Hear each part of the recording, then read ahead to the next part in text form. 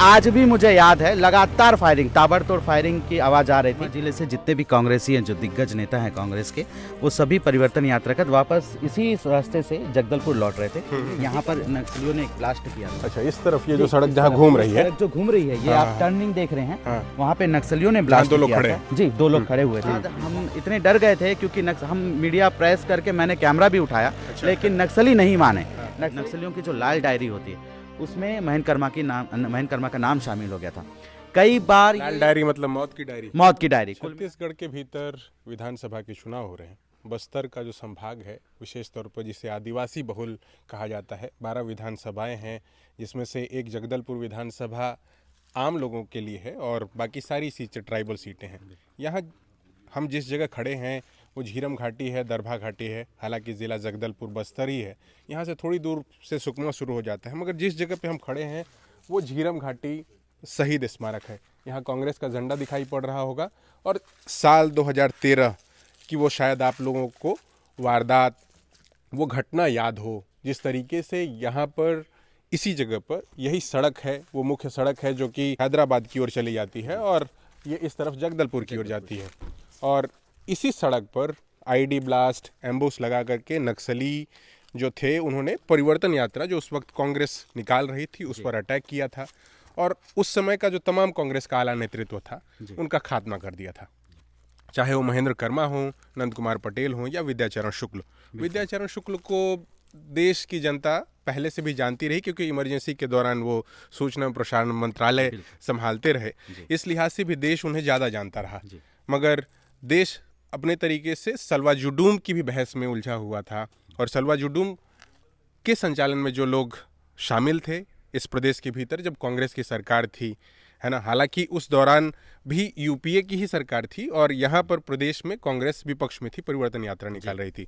अशोक भाई हमारे साथ स्थानीय भी हैं और यहाँ के सक्रिय पत्रकारों में से एक हैं, बस्तर संभाग देखते हैं।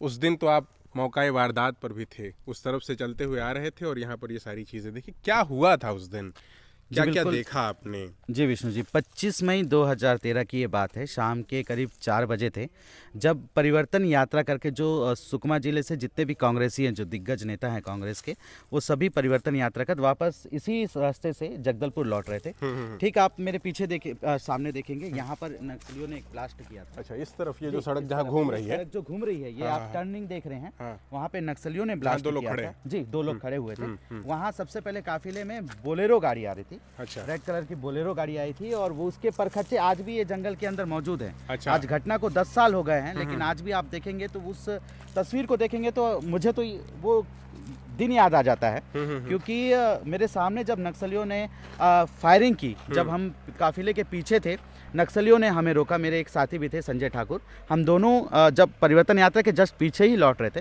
तब नक्सलियों ने फायरिंग की थी।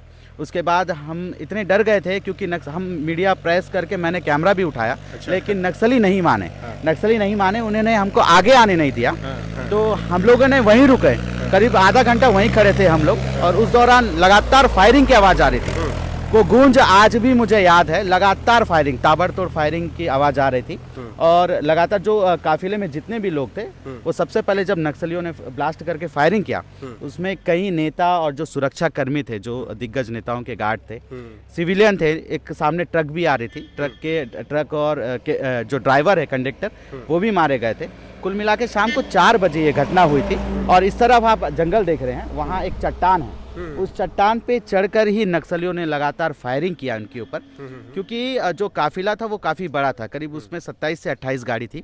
बहुत सारी कॉन्स्पिरेसी थ्योरीज आप लोग भी चुनाव कवर करते हैं, हम लोग भी कई एक जगहों पर जब आते जाते हैं, यहाँ पर जिस तरीके से हमला हुआ और इस इलाके से, मतलब जो बस्तर संभाग के एक महत्वपूर्ण नेता माने जाते हैं, आदिवासी समाज के एक महत्वपूर्ण नेता माने जाते हैं, कवासी लखमा उर्फ दादी, वो भी उस दिन उसी यात्रा में थे, मगर उनकी जान किसी भी तरीके से बच गई। जी। और अभी वो आबकारी मंत्री हैं, चुनाव भी लड़ रहे हैं 5वीं या 6वीं बार। जी, छठवीं बार। जी। और ये नेतृत्व है वो जो कि मैं कहूँगा कि आकाश एक बार दिखा दें। शहीद विद्याचरण शुक्ल, शहीद नंद कुमार पटेल, शहीद महेंद्र कर्मा, हालांकि ये दोनों तीनों नाम जो कि नंद कुमार पटेल या महेंद्र कर्मा और नंद कुमार पटेल के बेटे दिनेश पटेल, हालांकि उनके एक और बेटे को इस बार कांग्रेस ने टिकट दिया है। उमेश पटेल को टिकट मिला है। वो 2018 के जो कांग्रेस के कार्यकाल में उच्च शिक्षा मंत्री भी थे। इस बार फिर से उन्हें मौका दिया गया है। जी, तो जैसे हम जब कभी भी झीरम घाटी की बात करते हैं तो ऑब्वियसली एक नक्सलवाद का बात आता है या एक लाल डायरी का जिक्र आता है, जिसकी चर्चा तब बहुत मीडिया में होती थी या अलग अलग तबकों में होती थी जी। और इस बीच फिर से हम देख रहे हैं कि अभी आप बात कर रहे हैं, आईडी ब्लास्ट की खबर आ रही है कहीं। जी। नक्सलवाद खात्मे की ओर है, ऐसा सरकार का दावा है, ऐसा प्रशासन का दावा है। ग्राउंड पर आप लोग रोज इंटरैक्ट करते हैं, रूबरू होते हैं, आम जन से भी, प्रशासन से भी, और कई बार नक्सलियों से भी टकराना होता है। क्या लग रहा है जी? देखिए, खात्मे पर है? खात्मा तो नहीं कहा जा सकता, विचारधारा नक्सलियों की खत्म नहीं हो पा रही है, हालांकि बैकफुट में है, ये जरूर कहा जा सकता है। क्योंकि जिस तरह से 2-3 सालों में, चाहे आप केंद्र सरकार की बात करें या राज्य सरकार की, राज्य सरकार ने भी यहाँ डीआरजी जो लोकल पुलिस बल है, खास करके उनमें सरेंडर नक्सलियों को उन्होंने शामिल किया। डीआरजी जवान 2-3 साल में जिस तरह से जो उपलब्धि मिली है डीआरजी जवानों को, वो अब तक आगे जो इससे पहले फोर्स तैनात थी उसे उतनी उपलब्धि नहीं मिली। लोकल एरिया है, पूरे जगह की पहचान है उन्हें, तो आसानी से नक्सलियों के जो अस्थायी कैंप रहते हैं वहाँ तक ये पहुँच भी रहे हैं। कई नक्सली भी मारे गए हैं, कई नक्सली सरेंडर कर चुके हैं। सरकार, जो छत्तीसगढ़ सरकार है, उन्होंने भी कई तरह की पॉलिसी चलाई सरेंडर करने के लिए। तो जो 3 साल में अगर मैं बात करूँ तो सैकड़ों की संख्या में जो नक्सली है सरेंडर भी किए हैं और कई बड़े लीडर भी मारे गए हैं। हालांकि जो 10 लाख के इनामी नक्सली है वो तो नहीं मारे गए, लेकिन जो 8 लाख 5 लाख के जितने भी डिवीसीएम जो कमांडर है या सदस्य है वो जरूर मारे गए हैं। तो ये जरूर कहा जा सकता है कि 2-3 सालों में नक्सलवाद बैकफुट पर है, लेकिन खात्मा तो बिल्कुल नहीं कहा जा सकता। उस दौरान जब वो हमला हुआ था, जिस झीरम घाटी की बहुत जिक्र आता है, तो सही जो नंद कुमार पटेल हैं या महेंद्र कर्मा है या विद्याचरण शुक्ल को क्या कह के मार रहा? इसमें तो ये भी सुना गया कि किन्होंने सरेंडर कर दिया था, उसके बावजूद भी उनको नहीं छोड़ा। जी, ये आप देख रहे हैं स्वर्गीय जो शहीद महेंद्र कर्मा है, इन्हें बस्तर टाइगर के नाम से जाना जाता था। काफ़ी बड़े नेता थे और कद्दावर नेता थे। बस्तर संभाग मतलब छत्तीसगढ़ के बता सकते हैं कि बहुत बड़े नेता थे। इन्होंने 2005 में सलवा जुड़ुम की शुरुआत की थी। सलवा जुड़ुम ये था कि जितने स्थानीय लोग हैं, जो युवा हैं, उन्हें हथियार थामे दिए गए थे ताकि नक्सलवाद को खत्म किया जा सके। तो उस समय फोर्स भी तैनात थी, लेकिन ये था कि लोकल अगर युवा नक्सलवाद के खिलाफ लड़ेंगे तो बाकायदा इसके लिए एक परमिशन भी जारी की और इसके लिए जो दंतेवाड़ा, सुकमा, बीजापुर सैकड़ों की संख्या में जो सलवा जुड़ुम है उसमें युवा शामिल हुए और कई लड़ाई भी लड़ी नक्सलियों के साथ।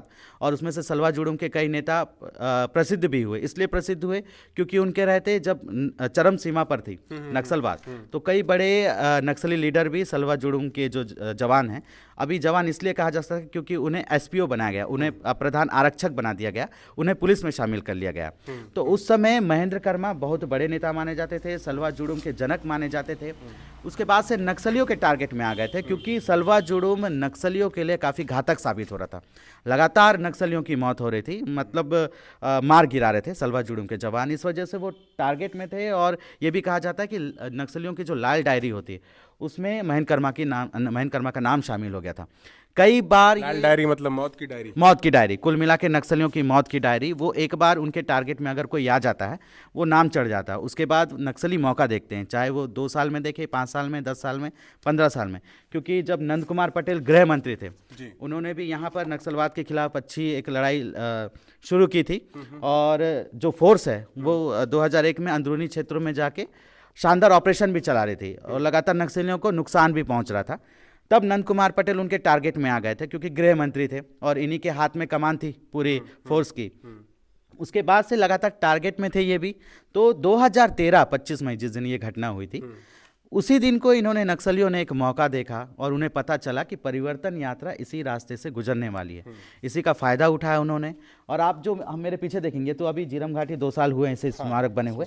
इसके पीछे जो जंगल एरिया ये करीब 100 किलोमीटर तक फैला हुआ, आसपास कुछ नहीं है। नक्सलियों का ठिकाना कहा जा सकता है, ट्रेनिंग कैंप यहीं पर थी। तो नक्सली आसानी से, नेशनल हाईवे है ये, नेशनल हाईवे है, यहाँ तक आसानी से पहुंचे।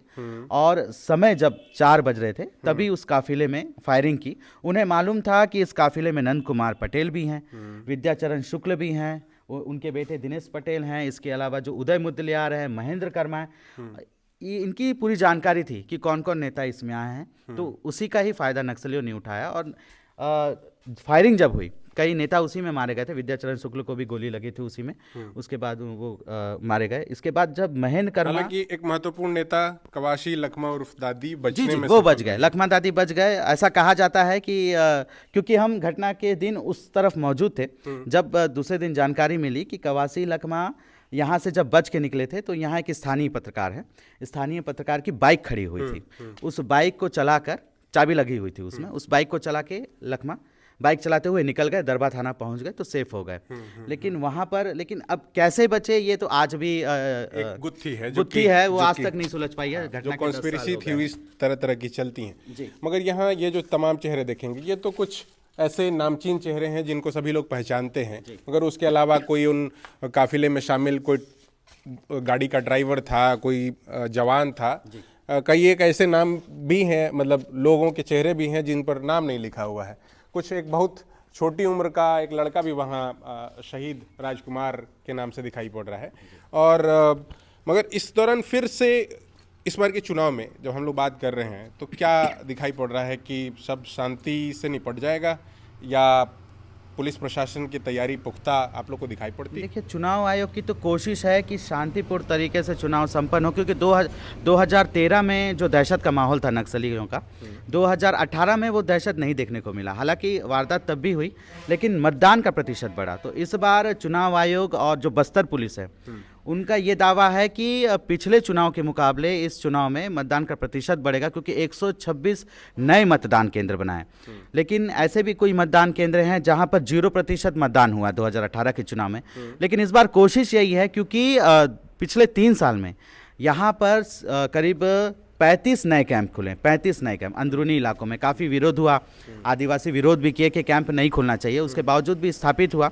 और लगातार गश्ती के वजह से नक्सली बैकफुट पर हैं 3 सालों में, लेकिन दहशत उनका बरकरार है। घटना एक के बाद एक वारदात को अंजाम दे रहे हैं। तो इस बार चुनाव आयोग और जो बस्तर पुलिस यही मान के चल रही है कि इस बार शांतिपूर्ण तरीके से चुनाव संपन्न होगा।